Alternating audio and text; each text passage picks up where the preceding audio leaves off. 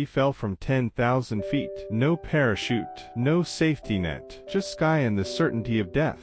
But when he hit the ground, something impossible happened. This is not a story of luck. It's a story of the human spirit defying every rule ever written. Imagine standing at the open door of a small aircraft, wind punching your chest, the earth a distant blur beneath you. For many skydivers, this moment is thrilling, the rush, the freedom, the absolute surrender to gravity. But for 27-year-old Daniel Hart, this jump would not be ordinary. It would become the moment that changed everything about his life, his beliefs, and the way people around the world understand survival. Daniel was an experienced hobby skydiver, calm, confident, and disciplined. He trained regularly, checked his equipment meticulously, and approached every jump with a mixture of respect and excitement. That morning, nothing seemed unusual. The weather was clear, visibility perfect, and the aircraft carried 9 other skydivers preparing for an exhilarating day. But hidden within that routine was a chain of events that no one could anticipate. A single loose connector, a backpack buckle that looked normal, but wasn't properly fastened, a moment of turbulence that shifted the weight of the gear. When Daniel stepped out of the plane and entered freefall, he didn't know his parachute would fail to open. He didn't know every safety system he counted on would malfunction. And he didn't know that in less than a minute, he would be facing the most violent confrontation with Earth a human being can experience. But he jumped anyway, unaware that fate had already made its decision. The first sign that something was wrong came at 4,000 feet. Daniel reached for the pilot's chute, the small parachute designed to pull out the main canopy, and felt nothing. No tug, no release, just the roar of wind blasting his ears. He tried again,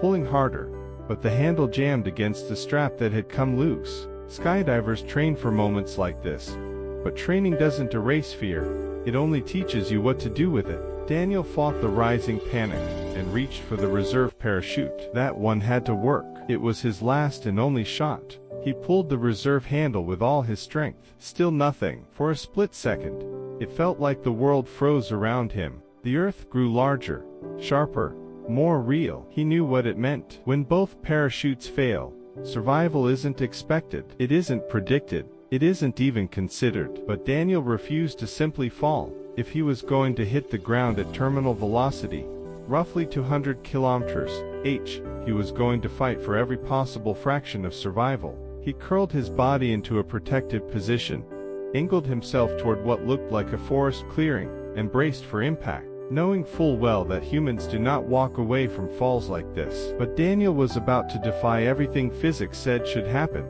The human body isn't built to strike the ground at those speeds. Bones shatter, organs rupture. Impact alone is enough to extinguish a life in an instant. But survival stories often begin where logic ends, and Daniel's miracle came from an unexpected source, the forest. He slammed into a cluster of young pine trees, their branches acting like natural shock absorbers. Each one snapped under his weight, slowing his descent by small, almost insignificant amounts. But every branch that broke stole a little of the energy that was trying to kill him. By the time he hit the ground, he'd lost just enough momentum to avoid instant death.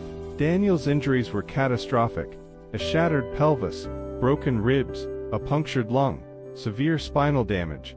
But he was alive, barely. And the moment he regained consciousness, all he could feel was disbelief. People don't survive impacts like this. Even rescue teams were stunned when they found him breathing. A paramedic later said, "We expected a recovery mission, not a rescue." Daniel was rushed to the hospital, slipping in and out of consciousness, his future uncertain. Doctors worked tirelessly to stabilize him, unsure whether he'd walk again or even wake up again. But this wasn't the end of Daniel's story. In many ways, it was only the beginning of something far more extraordinary. In the hospital, Daniel's fight for survival continued. He lay in a bed surrounded by tubes, machines, and doctors who whispered cautiously about his chances. His injuries were among the most severe that a living person had ever arrived with. Surgeons performed multiple operations just to keep his organs from failing. Yet every time Daniel woke, he felt something powerful inside him,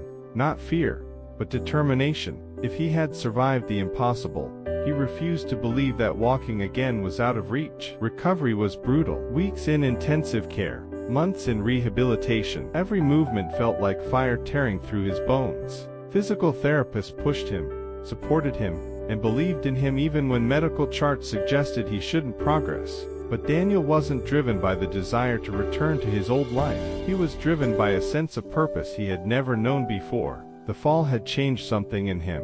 He began to see life differently, with gratitude, clarity, and a deep understanding that every breath was a gift. Slowly, against all predictions, Daniel regained movement in his legs. The day he took his first step, nurses cried.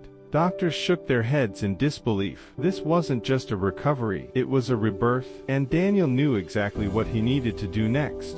With time, Daniel fully regained the ability to walk, but he didn't return to skydiving, thrill-seeking, or chasing adrenaline. Instead, he made a promise to himself to spend the rest of his life inspiring others to rise after their own falls. Daniel began speaking in schools, hospitals, and community centers.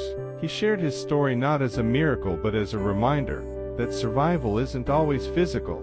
Sometimes people fall in life emotionally, financially, mentally, and they feel like they'll never get up again. He told them, "If I can survive a fall from the sky with no parachute, you can survive what you're facing on the ground." His message spread quickly. Videos of him speaking went viral. People from around the world wrote to him, saying his survival gave them strength during their darkest moments. But Daniel never saw himself as a hero. He often said, "I'm not special, I just didn't give up." In time, he founded a small foundation helping trauma survivors rebuild their lives. Not with money, but with hope, mentorship, and community. His fall had taken away the life he knew, but it gave him something priceless, a purpose greater than himself. Today, Daniel stands as living proof that boundaries exist only until someone breaks them. He walks, talks, and inspires with a strength that comes from surviving something humanly impossible. But when asked about the fall, he always gives the same answer. He doesn't remember the pain. He remembers the feeling of waking up alive. He says that moment, opening his eyes and realizing he had been given another chance, rewired his entire perspective.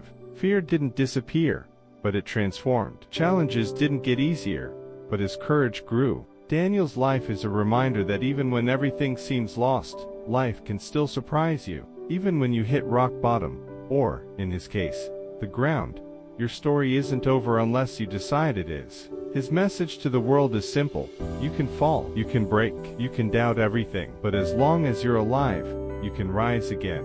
The world remembers Daniel not for the height he fell from but for the height he climbed after hitting the ground. His survival isn't a miracle of physics, it's a miracle of human will.